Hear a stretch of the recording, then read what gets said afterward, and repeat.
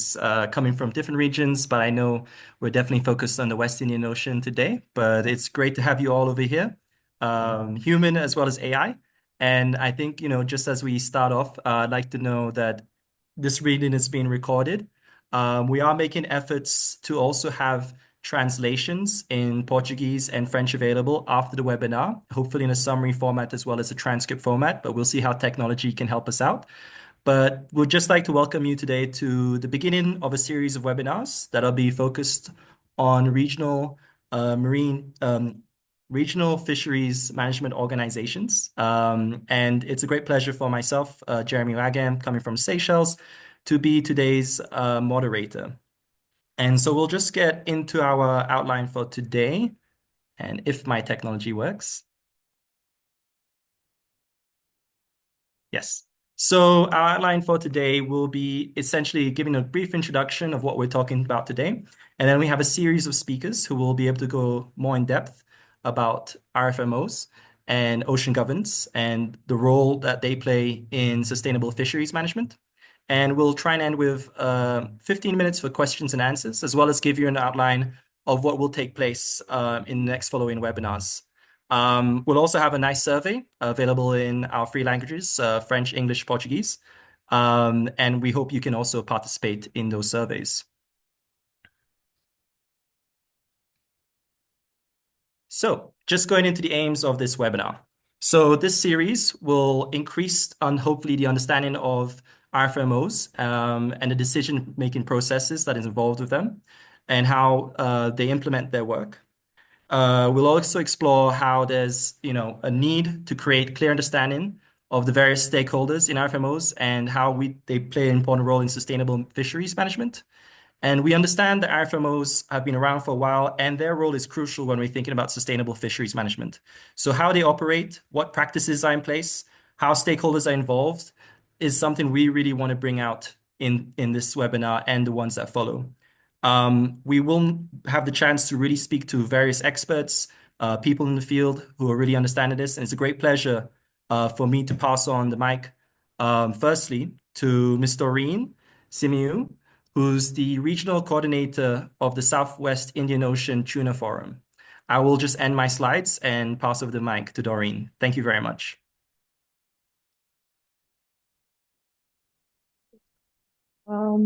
Good morning, everyone. Good afternoon, everyone. Very nice to see you here. I'm going to talk a little bit about who we are.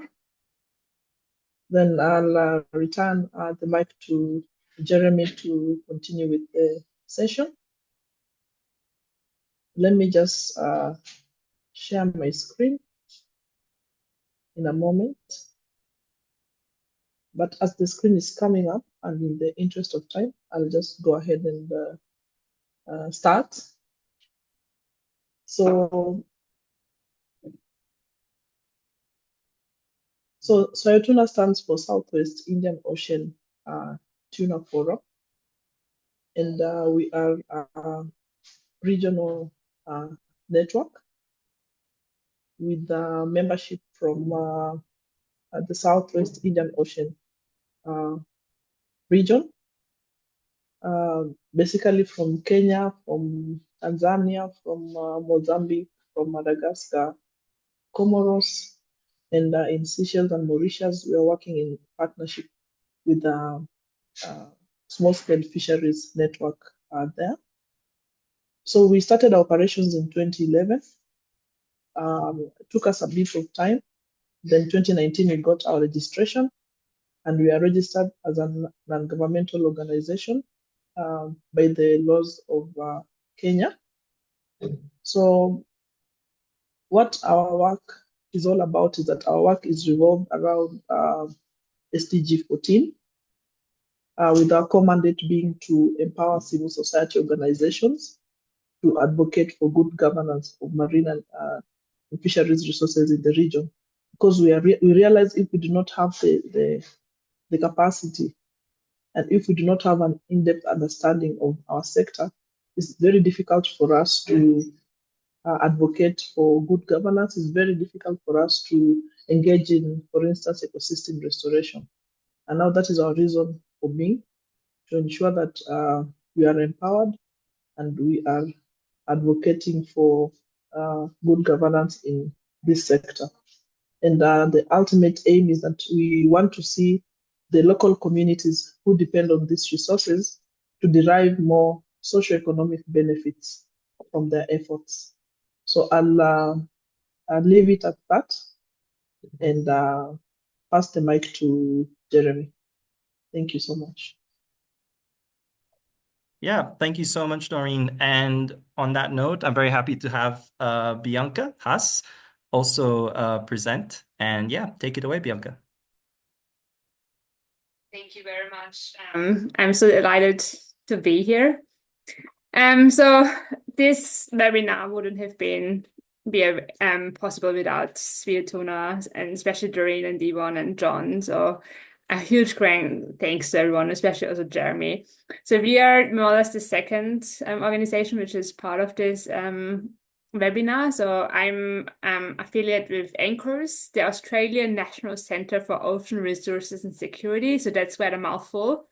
So I will start with just a short introduction of who we are, and especially of where we are, because unlike SWIOTUNA, we are not based in the Indian Ocean. We are on the other side of Australia. We are like here at this red dot, just south of Sydney in Australia, and we are a research institution.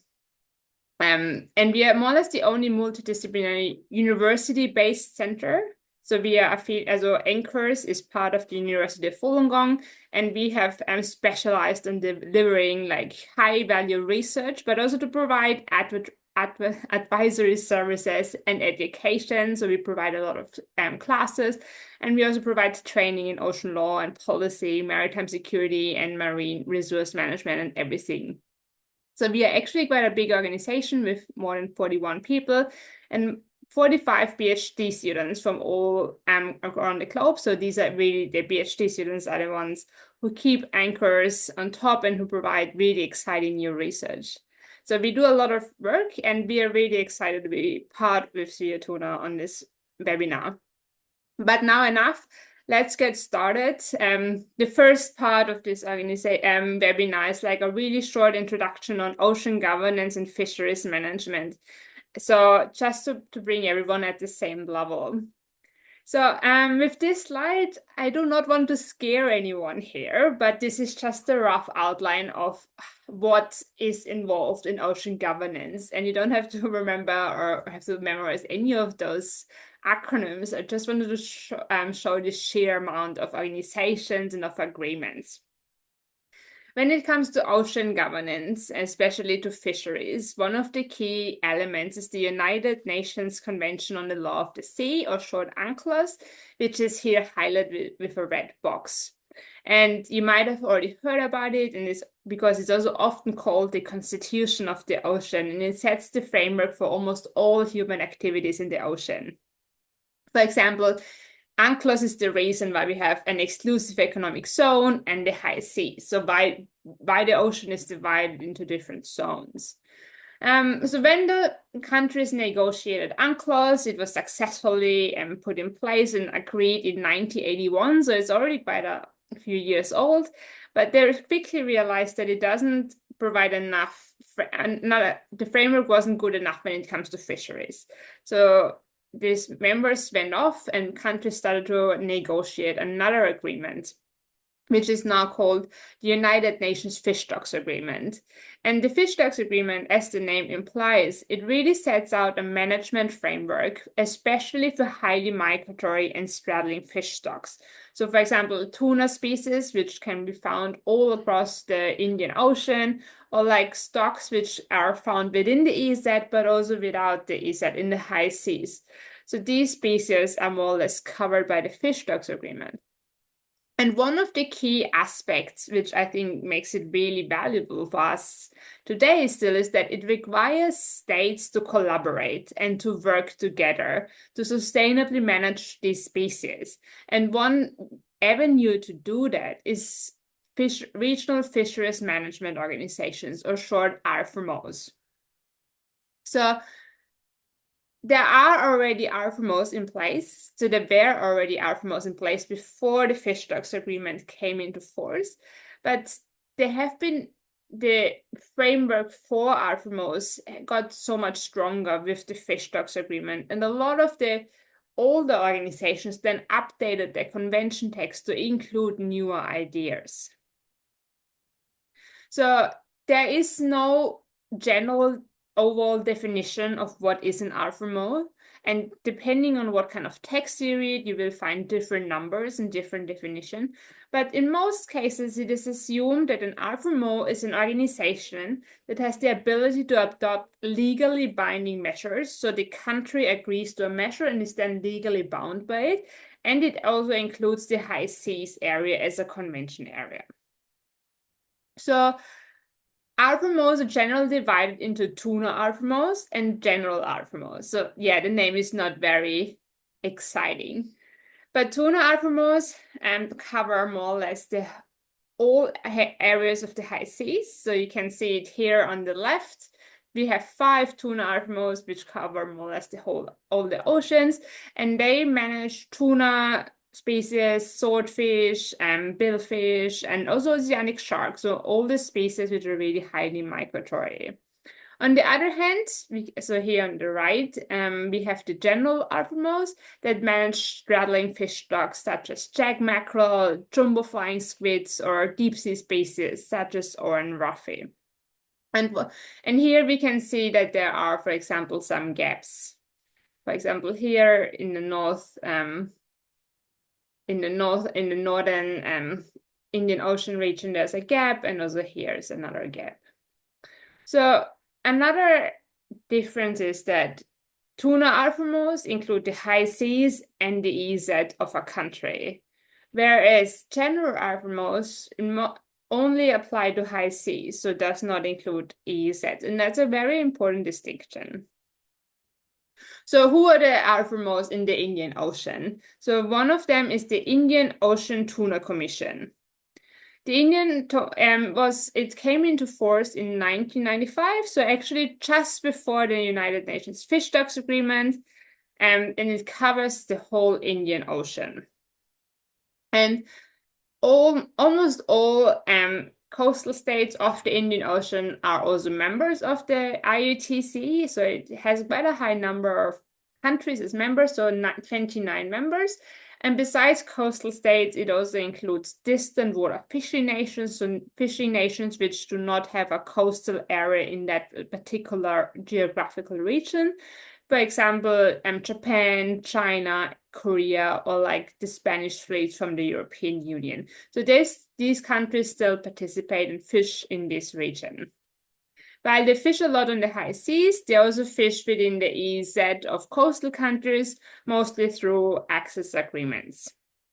And if you look at the map here, you can imagine that the IOTC membership is very diverse. So we have, for example, Eastern African states, but then also small island developing states like the Maldives or Seychelles, and then big countries like India, and then nations like China and Korea. So that brings together a great mix of cultural diversity, but also a lot of different interests. And as you can imagine, that makes it really hard to find a common position. So one of the biggest issues the IOTC faces is the lack of data and information, especially on small-scale fisheries, because in the end, fisheries management can only be as good as the data which is provided. And besides the IOTC, there's a general RFMO, the Southern Indian Ocean Fisheries Agreement, and which manages demersal and deep sea species, and is compared to the IOTC much smaller, so it only has 10 members. From the SWIO region, it's only Mauritius and the Seychelles. I've seen that Kenya and Mozambique expressed interest, but have not yet joined the meeting. And as you can imagine, as I showed beforehand, there's this gap in the northern Indian Ocean, and there's a growing concern about the squid fishery in this region because it is said it is not properly managed yet. So for someone who has not yet been to an RFMO meeting, I think it might be quite interesting to hear more about the framework and how an RFMO is structured. So in most cases, all RFMOs follow a very similar institutional structure.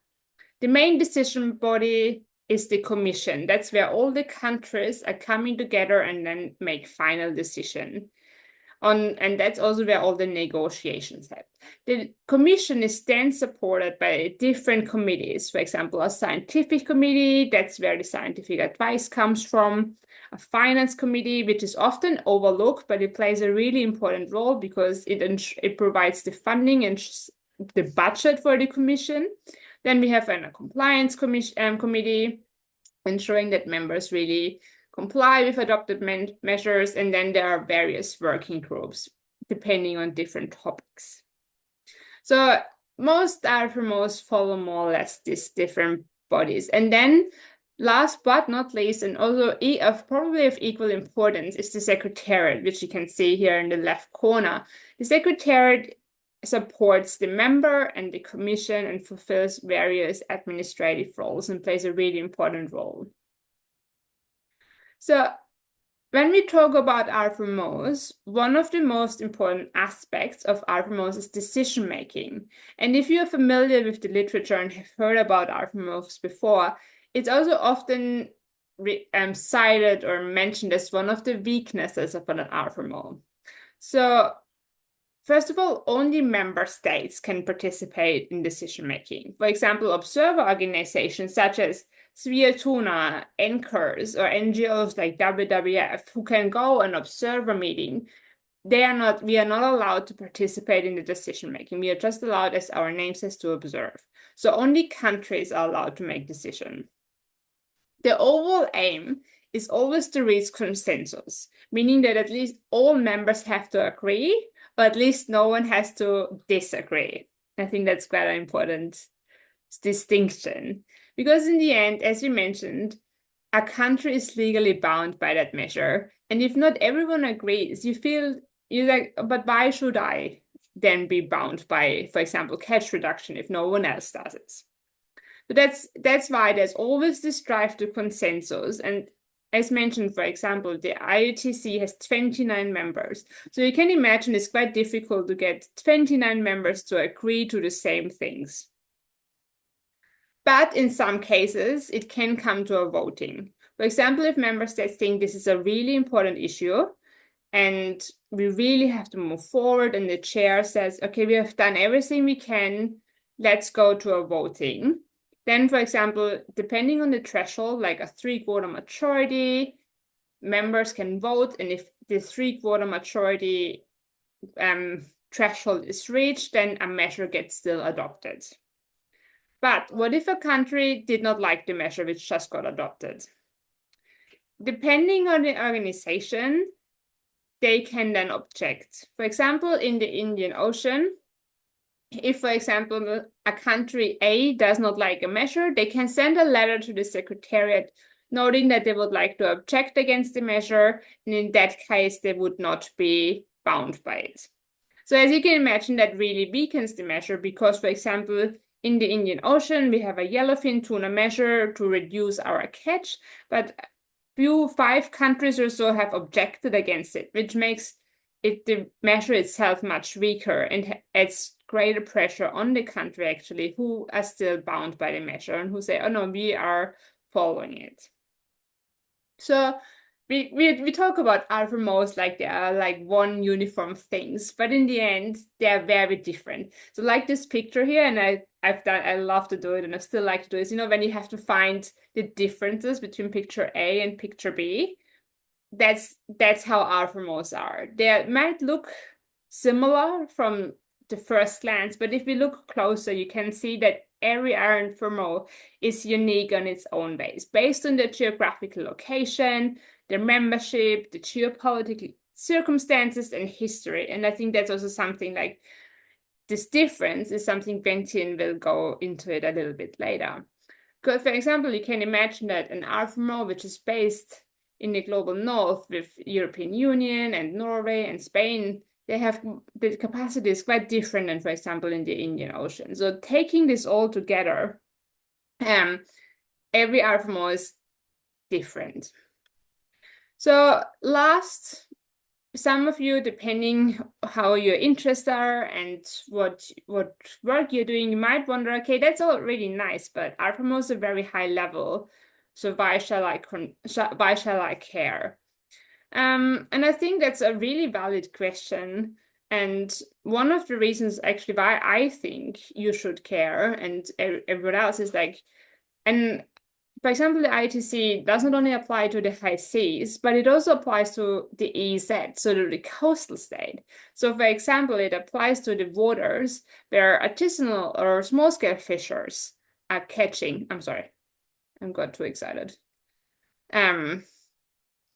So where everyone fishes, so it includes everyone's waters more or less. And if, for example, the IOTC determines that there has to be catch reductions, then ideally every country who is a member of the IOTC has to reduce their catch, which has massive implications. Second, RFMOs are often seen, as I mentioned, high level, and also as that they're mainly focused on industrial fishing. And I think that's true. There's a strong emphasis on industrial fisheries, but they do include small-scale and artisanal fisheries, and this is especially prominent here in the Indian Ocean, where almost half of the catch comes from small-scale and artisanal fisheries. So that's a really important aspect. And last, I think I would like to just emphasize that at the moment, industrial fishers have the loudest voice because they have the means to attend those meetings, they attend as part of delegation, as observers. But it's really important that small-scale fishers and different stakeholders from the region attend those meetings. And that's, of course, easier said than done because it's not that easy to join a meeting due to various reasons. But for example, working with SWIOTUNA, local governments, or NGOs like WWF in that way can be a really useful platform to move forward. So that was a short introduction. I hope I didn't scare you away, and thank you so much for listening. And I think I will give it over to you, Jeremy. Thanks. Yeah, thanks so much, Bianca. And I think with you and Doreen, you've done an excellent job to bring us into the space of RFMOs. And I would just encourage all our watchers today, if you have any questions, feel free to drop them in the chat already. Maybe you can direct it generally or specifically to one of the speakers, but just to point that out as we move forward. So our next speaker is Professor Quintin Harnick, who leads the Fisheries Governance Research Program at UNCOS, and is also the Nippon Foundation's Ocean Nexus Research Chair.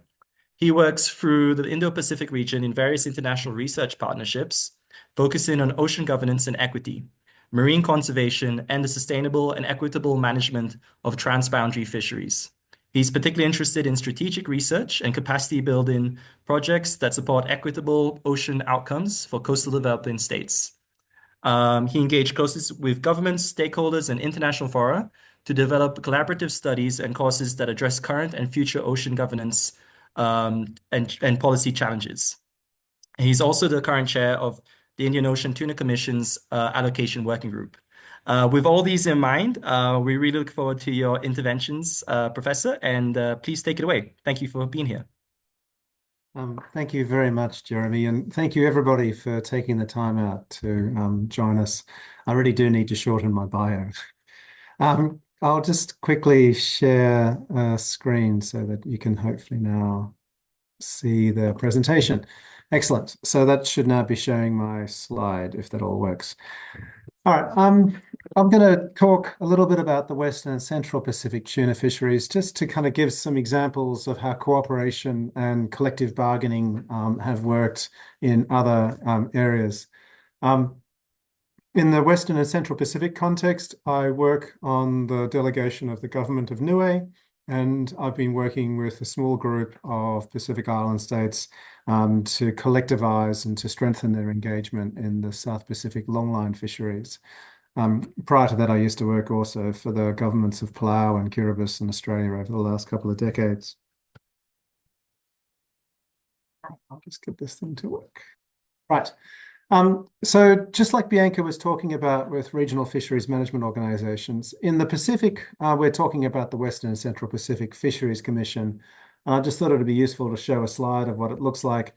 Many of our meetings tend to be held in basketball courts or stadiums.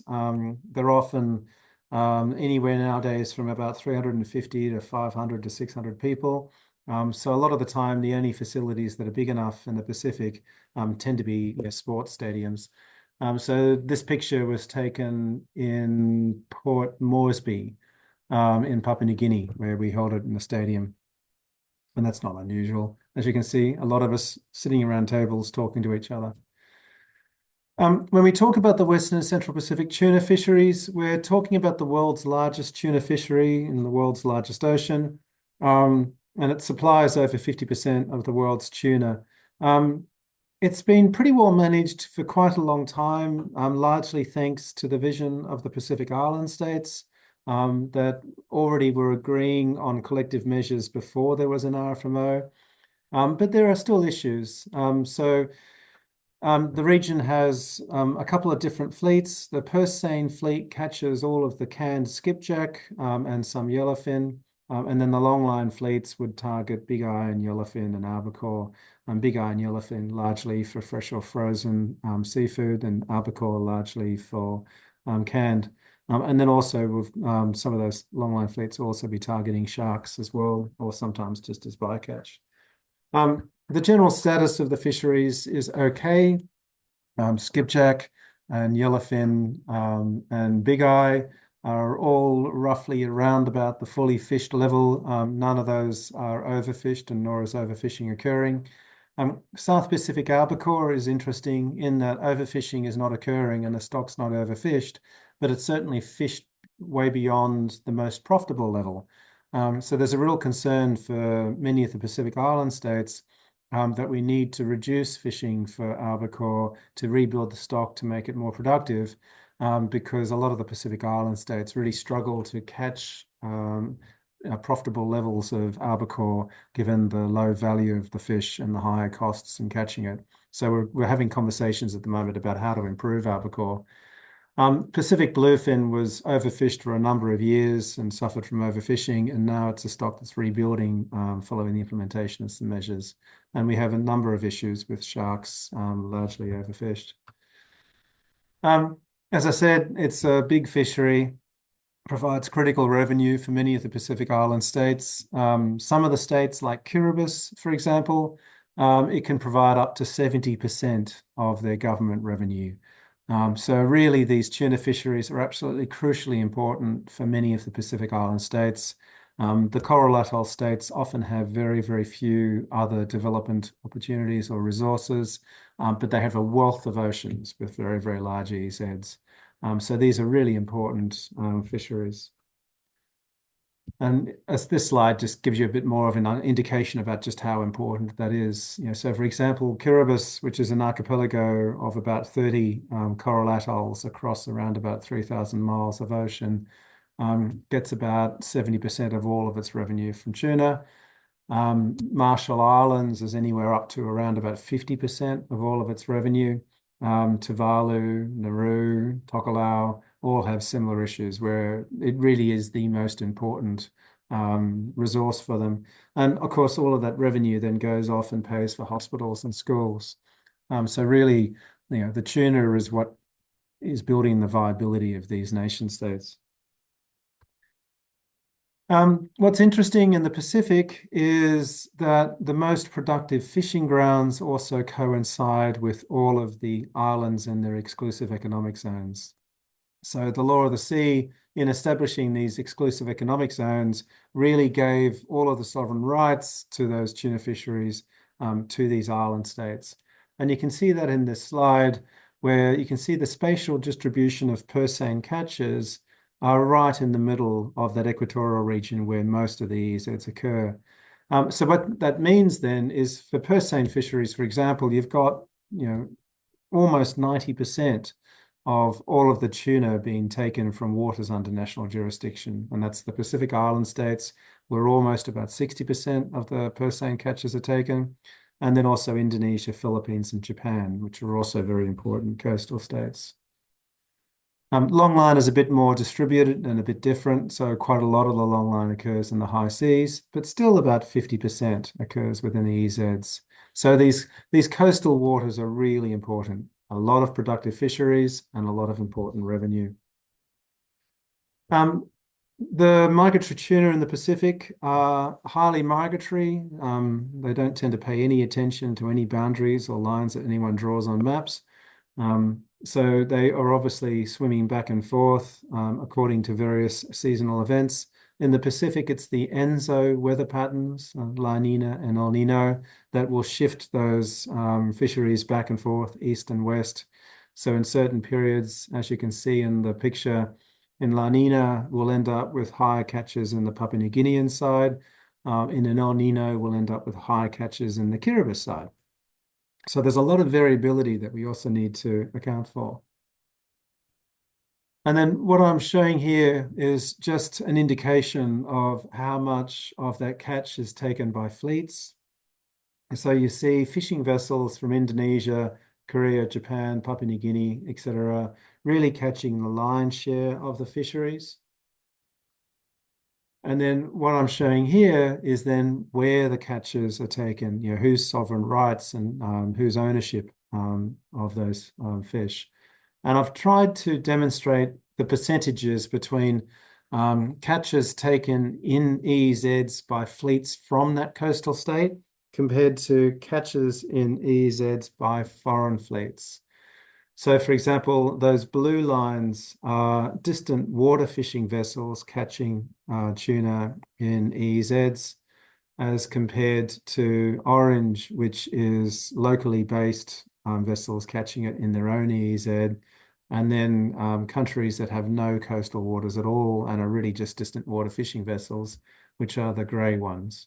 So you can see that, for example, the Latin American, European members are all largely distant water fishing vessels or fleets, whereas the US, Japan, and some of the Pacific Island states themselves are more complicated in that they might have distant water fishing fleets, but they'll also be coastal states as well. So, world's biggest tuna fishery, massively important for the viability of many of the island states, really important for markets and for food security and livelihoods and everything else. So cooperation becomes really, really important. And for many Pacific Island states, they very early recognized that their sustainable development depended heavily on these fisheries for the food security, revenue, and employment, and that access and licensing fees that they could charge fishing fleets was what was available to pay for schools and hospitals. Simultaneously, artisanal and small-scale fisheries were really important for food security and livelihoods, and also the industrial fisheries and the ports and the processing all provided further development opportunities. So all of these clearly depended on the coastal states' exclusive sovereign rights and their ability to determine the management, development, and access for those fisheries. So they worked out very early that regional cooperation was critical to the management and development of these fisheries, partly due to the migratory nature of tuna, but also partly due to the limited capacity of many of the Pacific Island states to take advantage of their rights and discharge their obligations under the law of the sea. A lot of this really started beginning to be thought through during the 1970s, when many of the Pacific Island states were also going through the period of decolonization. And that was occurring at the same time as the law of the sea was being negotiated, and these concepts like exclusive economic zones were all becoming developed. So the decolonization and the law of the sea occurred simultaneously. So in response, the Pacific Island states developed a really collaborative approach and a collective bargaining approach to fisheries management that really set many of the global precedents in regional cooperation and significantly boosted their capacity to manage their fisheries, through a collective influence in fisheries negotiations that was far, far stronger than what they could have achieved individually. So they established different institutions and mechanisms to enable that cooperation. And the first and most important of those was the Pacific Islands Forum Fisheries Agency, and that was set up in 1979, really during the height of the decolonization period and during the height of the final negotiations for the Law of the Sea. So FFA plays a central role in fostering regional cooperation amongst the members in their management and development. It's based in Honiara in the Solomon Islands, and it was founded by the independent Pacific Island states, plus Australia and New Zealand, and now has grown to include all of the decolonized territories that have now become independent states, particularly the last ones that came out of the American Compact, like Palau, for example, which didn't become independent until 1994, and Niue and Cook Islands, who became independent a little bit later.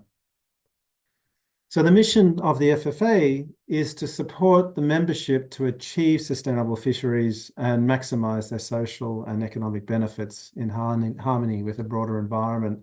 It's a framework for cooperation and coordination of fisheries relations with distant water fishing nations, and it enables and supports the development of policies with respect to fisheries management. It enables and supports capacity for surveillance and enforcement, for strategic developments like onshore fisheries processing and marketing, and has also really enabled the development of some of the, well, probably the world's best fisheries data collection, monitoring, and scientific analysis capabilities that collectively have then put a lot of pressure on the distant water fishing nations to then engage with those data collecting agencies as well. So FFA is the lead regional agency. It's not an RFMO. It's a technical advisory and cooperation and capacity building institution. There was a bit of concern in the early days from some of the distant water fishing states who thought that they should be members of this. But FFA made it very, very clear many times that it really wasn't an RFMO. It was about building the capacity of its members to cooperatively manage and engage in these types of discussions. So it didn't want the distant water fishing nations in that, because a lot of this was building the capacity of the members to then negotiate more strongly with those distant water fishing states. Secondly, another regional institution was really important, and that was the Pacific Community, SPC. And the Pacific Community was actually established a long, long time ago. It was a post-war construct set up originally by the metropolitan colonial powers in 1947. But it had evolved a lot through the decolonization period and is now very much owned by the Pacific Island states and also the territories. So it also includes the French and American territories, French Polynesia, New Caledonia, American Samoa, etc. What's amazing about SPC is it is host to one of the most amazing globally leading scientific organizations, Oceanic Fisheries Program, and OFP does all of the stock assessments for the tuna. It manages and collects all of the data. It constantly provides capacity building and support to all of the members, and it really has established this amazing international cooperation for science and for stock assessments and data, so that the WCPSC and the Pacific region more generally have this amazing science that is independent from any government, and that they can then go off and task to go off and prepare stock assessments, prepare scientific advice, and collect and manage data that they can trust to be independent, neutral, and confidential if required. More recently, there was another organization set up called the P&A that you may have heard of sometimes, the parties to the Nauru Agreement. P&A were a subset of the FFA. They were the 8 tropical equatorial Pacific Island states that decided that they needed to cooperate even more closely to really focus on their development aspirations. And between them, they actually captured all of those purseine skipjack fisheries. So around about 98% of all of the FFA tuna catch by weight occurred in their waters. And it's important to distinguish that as by weight, because a lot of the more valuable fisheries still occur elsewhere, but the highly productive skipjack fisheries that are caught by purseine are really in their waters. So that gives them a lot of power. But they realized early on that they were in a weak position with the distant water fishing nations if they negotiated singly, because then the distant water fishing nations would play them off against each other. So they identified that they really needed to collectivize in that they could then bargain collectively with the distant water fishing states and really strengthen their negotiating position. And that worked very, very well. More recently, the South Pacific Group has established itself, and that is all of the South Pacific longline small island states.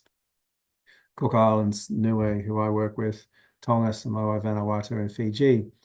So that's a much more recent creation, and it's still a fairly new creation. It doesn't have its own secretariat like the PNA does. It relies on the FFA to provide some technical advisory services, and Australia and New Zealand to provide some funding, although neither Australia nor New Zealand are members of the South Pacific Group, nor are they invited to be. It's very, very much for the development aspirations of the small island states. And then collectively, these organizations have established these amazing minimum terms and conditions for foreign fishing vessels to access their EZs.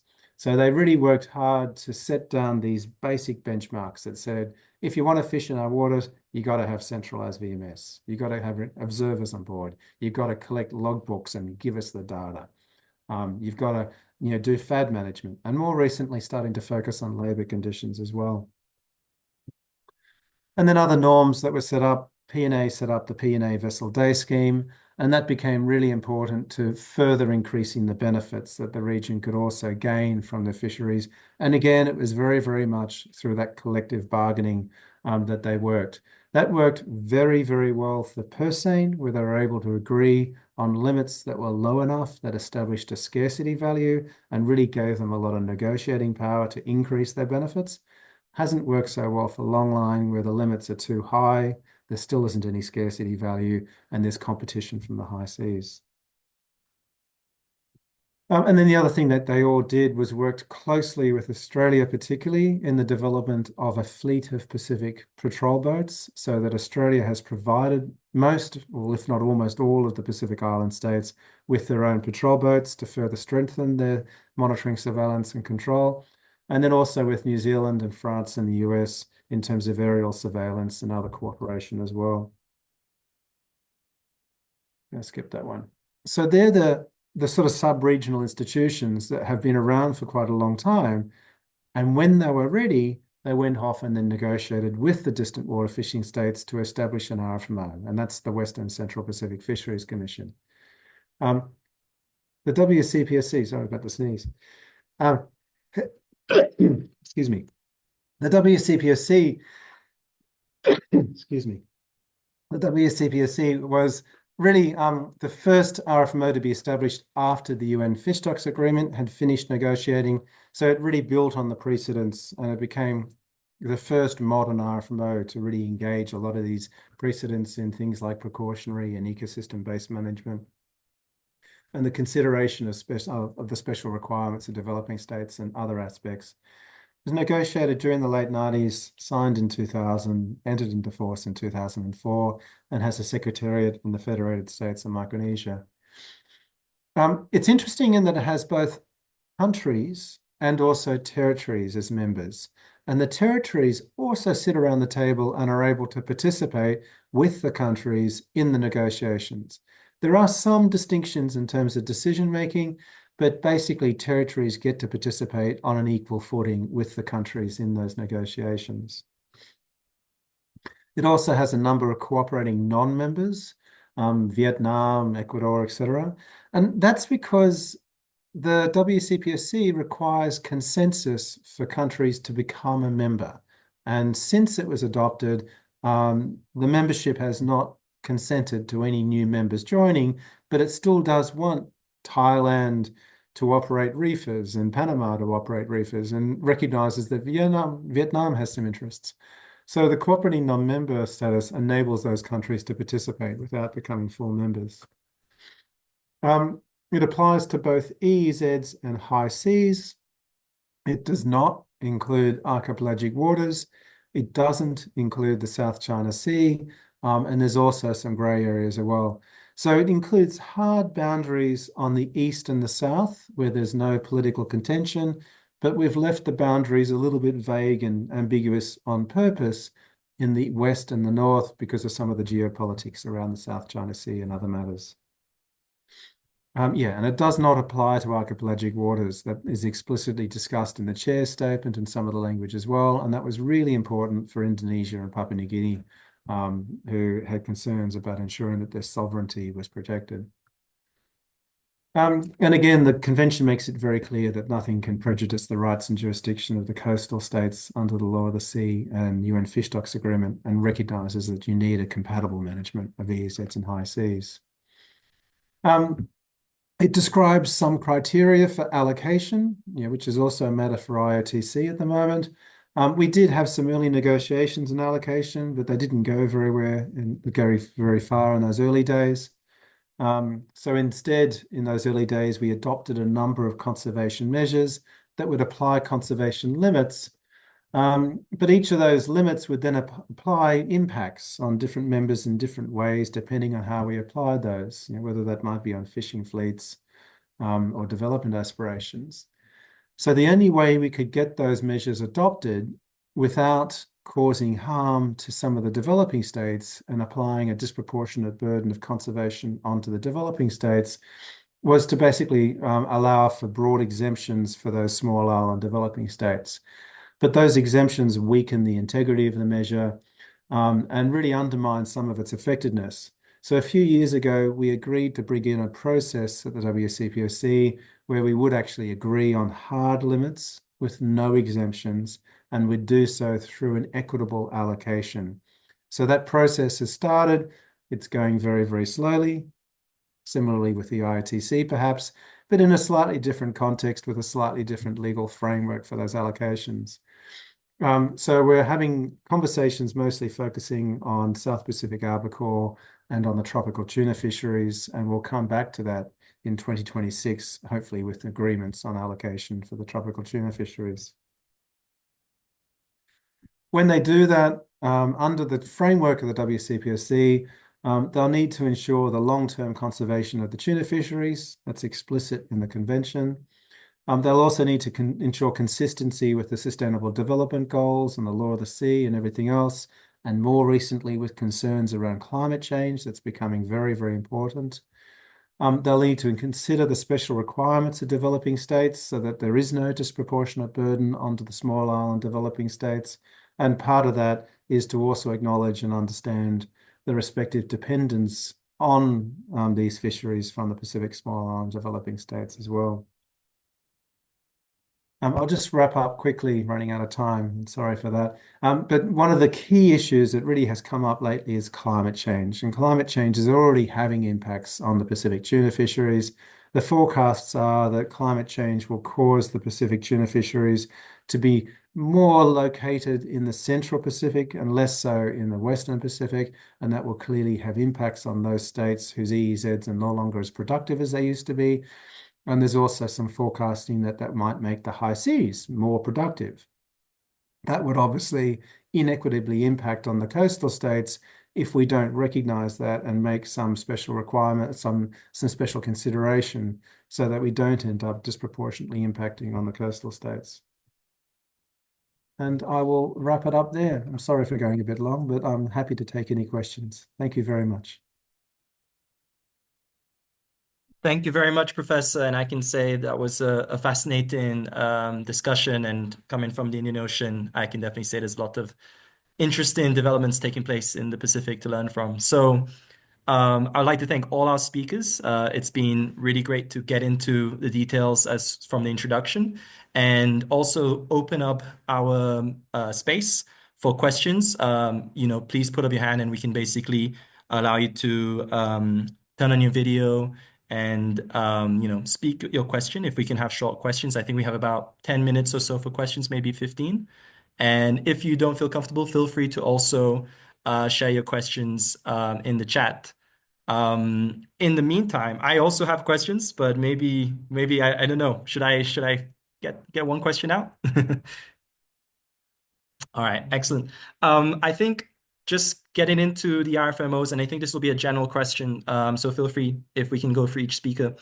As we think about the BBNJ agreement, which might be one of the elephants in the room around these RFMOs and discussions.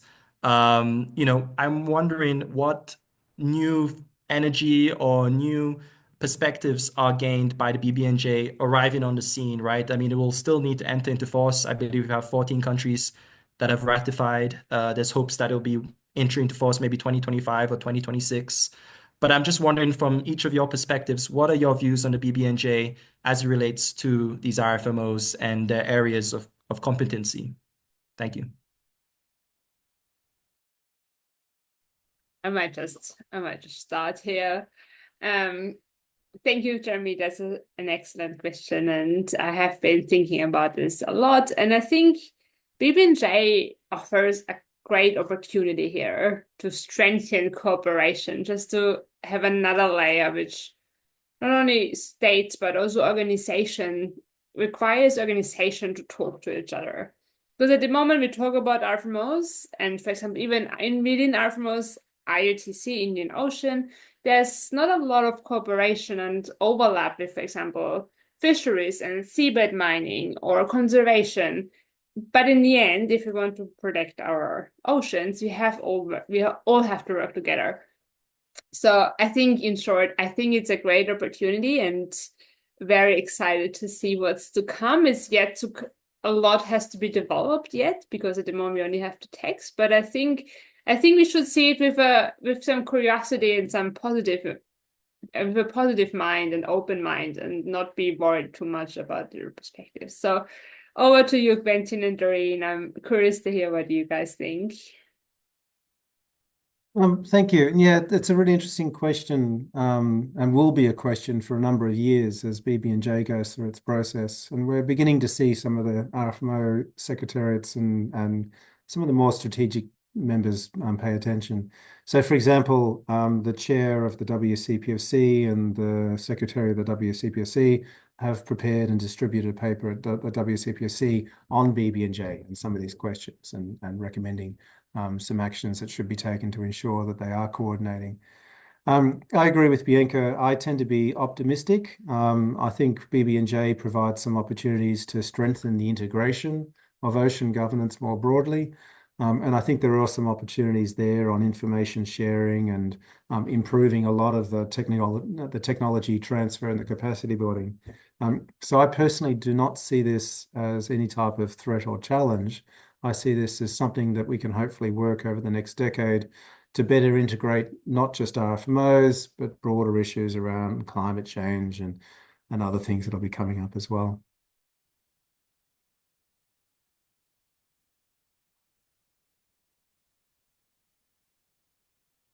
Okay. Thank you for your responses. I appreciate that. And I'm just checking if Doreen, if you'd want to add any point onto this? Not really, but I've seen some questions, Jeremy, in the chat box. Yeah. So I'm seeing a couple of questions. So I'll try and distribute them accordingly. So first off, I think we have from Sam Peterson. It would be great to hear perspectives on whether the FFA model could work for the Southwestern Indian Ocean. I think that'll be the first question. Yes, it's a really good question. And I've thought about this a bit over the years, and so has Bianca. We talk about it every so often. I actually think there's more opportunity in the Indian Ocean region for an SPC type organization rather than an FFA type organization. And that's because of the diversity in the Indian Ocean region, and I guess what I would describe as the priorities for the Indian Ocean region. FFA membership have a much more homogenous collection of interests than Indian Ocean, which has got a huge diversity of members around the Indian Ocean Rim Association membership, for example. And FFA took 40 years to get to where it's at now. Whereas I think an SPC type organization that can really focus on capacity building and science and data collection and all of that has more opportunity and more value at the moment to build something in the short to medium term. Bianca, do you want to talk more about that? I'll stop. I think Doreen might be able to say something more on that as well. But I think I totally agree. And as you said, we talked about it. I think like SWIOF, so the Southwestern Indian Ocean Fisheries Commission is already trying something like this. And I saw like another question from Lorraine, which I think is quite similar. So I think it's probably more, there's already some ways, but given the lack of information and that, I think like having something like SPC in the region would be of really great value. Great. No, I think anyway, as someone from Seychelles, it's always interesting to compare the regions and see this. So I really appreciate the answers and the question to that. And I think if I'm understanding correctly, we've managed to answer Doreen's questions into this one. No, we haven't. So going into that, is the harmonized MTC for foreign fishing vessels a legally binding instrument, or is it a voluntary measure? That's a really, really good question, and it's an important distinction. So the harmonized minimum terms and conditions were first established right back in the 1980s, in the early 1980s. And they constantly get updated, but we've sort of had about 4 different big establishment, big packages, where you've had the first implementing arrangement, the second, the third, the fourth, and then we just keep on fine-tuning it as we go along. So they're established by the Pacific Island states themselves, where they agree on, we'll all try to bring this into our domestic regulations. We'll all adopt these things as things that we require for the distant water fishing vessels that come into our region. So they're not a regional framework. There's no secretariat that's responsible for enforcing them. It's the countries themselves all sitting around saying, listen, if we all say the same thing, we all say that you can only fish in our waters if you give us logbooks and you give us all the data, then that'll be much, much more strong. So they all then go off and they do it nationally. So, Kiribati would say, that's a great idea. We'll go off and then update our management regulations to require that. It's not an internationally legally binding convention. So it's not a binding arrangement or instrument. It's an agreement amongst the states. They'll go home and then go and put it through their national regulations and make it legally binding under national law, not international law. Whereas the WCPFC is an RFMO with an international convention that's internationally binding international law. But what's interesting about it is the MTCs were all adopted by the Pacific Island states and developed. In the 1990s, they even adopted MTCs that they would all require VMS, vessel monitoring systems, and that they would actually require it to be centralized and established in the region so that the vessels had to report to their own VMS, not some flag state in the middle of nowhere. So that was really important. And again, they do it through their national measures. But when they were negotiating the WCPFC, they said, oh yeah, the WCPFC's got to have our VMS system. It's got to have our observer requirements. It's got to have our ban on transshipments for purse seine vessels. So these MTCs were non-binding, implemented through domestic law, but they then got incorporated into the WCPFC later and then became internationally legally binding through that development. So it's been very clever and very effective. Excellent. No, this is, again, as someone not in the RFMO space, this has been incredibly informative for me. And I think we've got 3 more questions I see. So I will try and end on those 3 questions. And would appreciate, any kind of, it's a very complicated matter, but we'll try and see how we can get into this. So the third question coming from Patrick from Mauritius, is there any interactions among these organizations? I imagine what we've just covered in the Pacific, and how it works, and is any specific plan to support small-scale fishermen? Yeah, and again, it's sort of another example like the MTCs. What happened during the negotiation of the WCPFC was that SPC and FFA both played important roles in that, so that the WCPFC was designed in such a way that it would have an independent science provider to do all the science for it that would be funded by the WCPFC. And that, of course, is SPC. So in effect, they negotiated the SPC into it to become that independent science provider. So there's a contractual relationship between SPC and the WCPSC, that SPC manages all the data, monitors all the data, and then does the stock assessment that then goes to the scientific committee. And then the scientific committee goes and does the peer review and goes through all the process. But the actual modeling and number crunching is done by SPC's Oceanic Fisheries Program. So there's very close collaboration and interaction between SPC and WCPSC. And then FFA set up a VMS system, and that also then got incorporated into the WCPSC. That's changed over the years. Papua New Guinea, PNA, and others have also kind of set up different systems as well. And the relationship between FFA and SPC and WCPSC tends to be fairly close because they also tend to share capacity building programs as well. So there is quite a lot of interaction. I don't think it's always necessarily strategic. Sometimes it's ad hoc, but there's a clear recognition that they also have to communicate. And then SPC and FFA tend to have a pretty close relationship because, so like, for example, the small South Pacific group of 6 Pacific Island states doesn't currently have its own secretariat. So we depend on FFA to provide a technical advisor. But we also own SPC. So we also then bring in SPC to then provide us with specific stock assessments and specific scientific advice just for us. So there's those types of interactions. PNA do the same thing with SPC as well. So because the region owns FFA and SPC, they're able to, really get the services that they want according to their characteristics. If I can hear that in one sentence, I'm hearing regional ownership is clearly an important aspect of what we're talking about here. Yeah, totally. And just moving into our last question for today, interacting with various actors in the Southwest Indian Ocean, a recurring theme is the challenge of breaking free from current pricing models, addressing data gaps, dependence on external scientific expertise, and navigating negotiation structures dominated by distant water and fishing nations. What strategies can we adopt to foster a transformative shift in this paradigm? Bianca, do you want to talk on that one, given the work that you've done?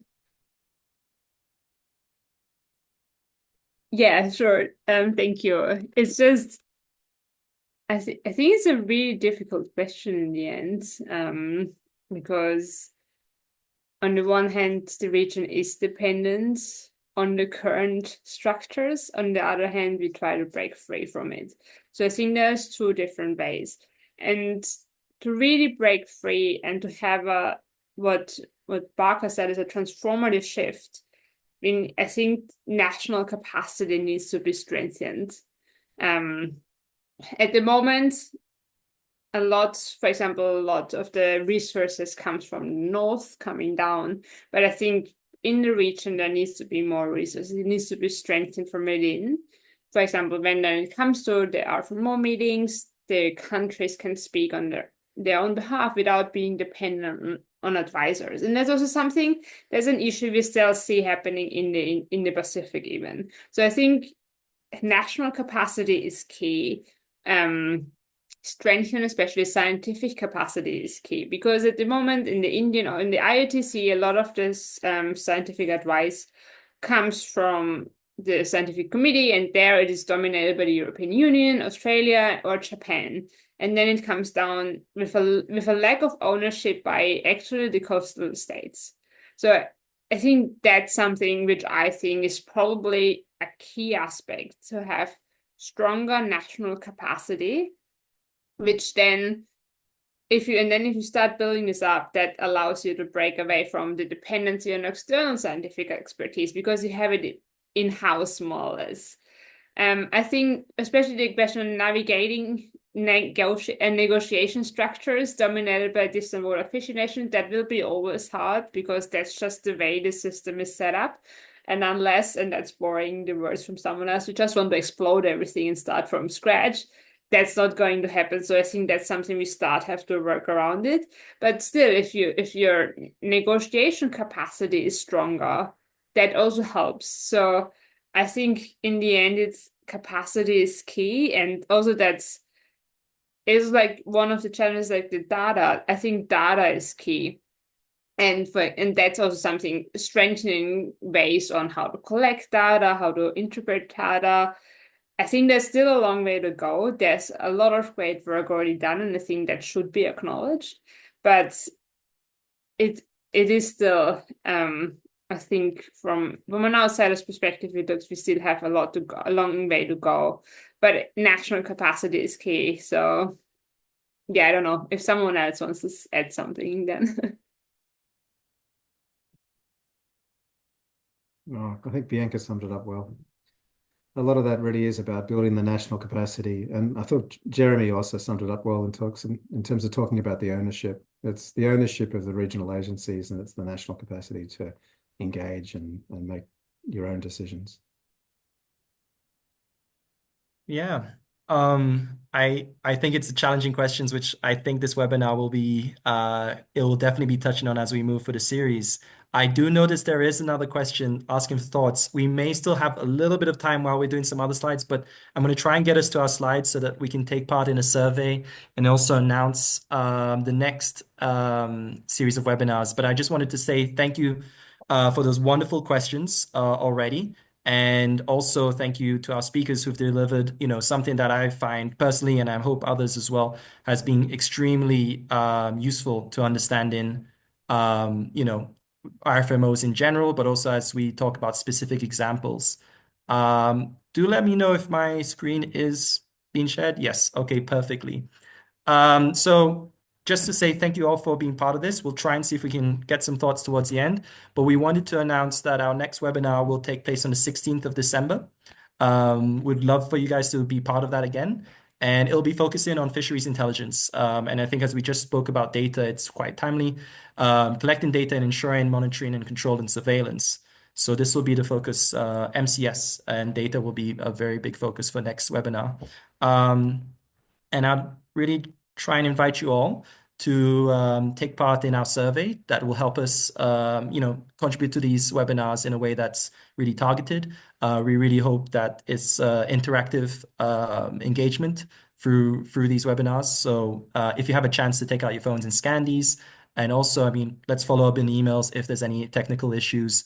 And as I was saying, we'll try our best to take a transcript from this webinar and provide that transcript, and hopefully also provide a summary of the great presentations we had here, as well as the great answers and questions that we had here.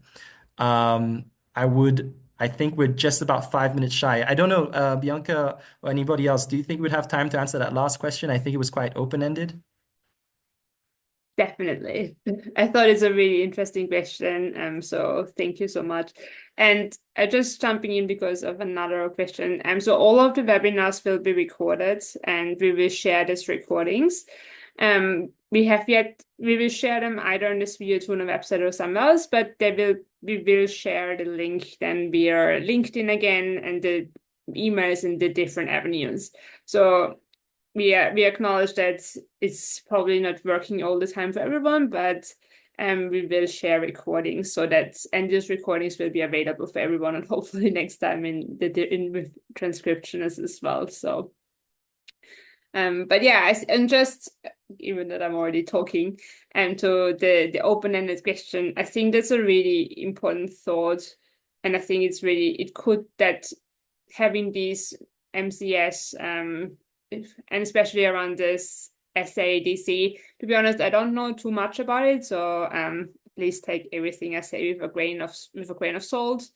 But SPC and FFA type is just one way to go. So if the region develops something else like the SADC, MCS, that's definitely also a way forward. In the end, everything which supports capacity, I think, has value. And the SADC MCS and SWIOF has also developed voluntary MCS.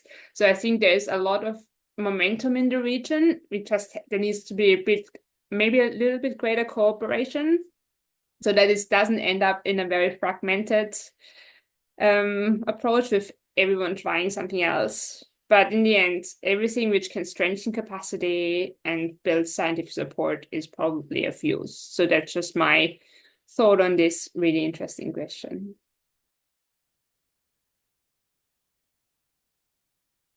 Great. Thank you, Bianca. Unless there's any other points on that thought, I would like to close our meeting and hopefully everybody's excited for the next webinar. And I'll just bring that up. That is the 16th of December. And I think, do let us know if through these surveys, how you found them. This is really useful for us to build on as we go forward. And yeah, I'll just end with thanking everybody for their great participation. I have learned a lot. This is really exciting to be part of this. So thank you, Bianca. Thank you, Doreen. Thank you, Quentin. And to all our participants today. And I will leave it at that. Have a great day ahead or great evening ahead. Thank you very much, Jeremy. Thanks, everybody. See ya. Thank you, everyone.